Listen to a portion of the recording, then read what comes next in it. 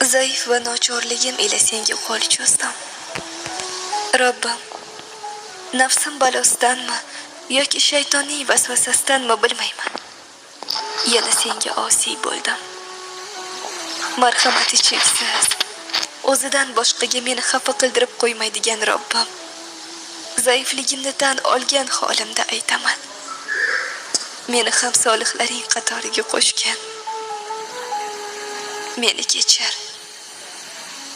Meni kechir. Axir g'azabingdan rahmating o'zib ketgan-ku.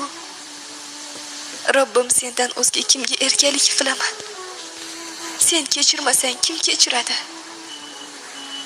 Robbim, bandalaring ichida mahzun bo'ldim.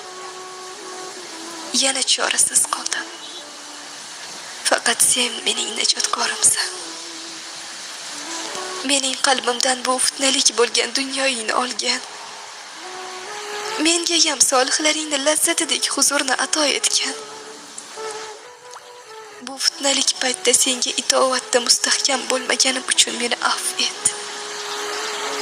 Meni itoatingda sobit qilgan. Ko'zlarimdan oqqan yoshlarni sen ishqing uchun oqizgan. Ey Robbim, bugun siqilib sinovlarda mustahkam turolmaganim uchun, dunyoyingdagi imtihonlaring uchun ko'z yoshlarim to'kildi.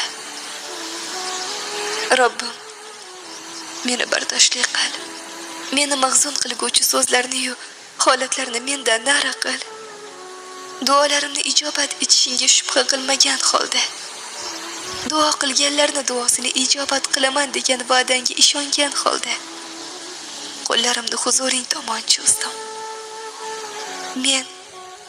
Menga nima kerakligini senga aytishim ham shart emas. Chunki qalbimning tub-tubidagilarni ham bilguvchi qudratli zotsan. Robbim, zaif holimda meni bir lahzaga ham tashlab qo'yma.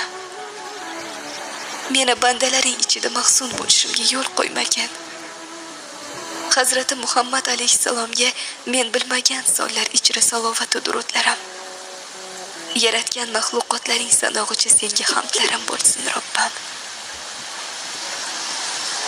Ey Robbim, senga yuzlandim. Qo'llarimni senga cho'zar ekanman. Nolalarim yetib borsin senga. Robbim, menga sinov keldi. Bu sinovlardan o'tishimda o'zing yordam ber. Chunki sen bandalaringni tashlab qo'ymaydigan Al-Muhaymin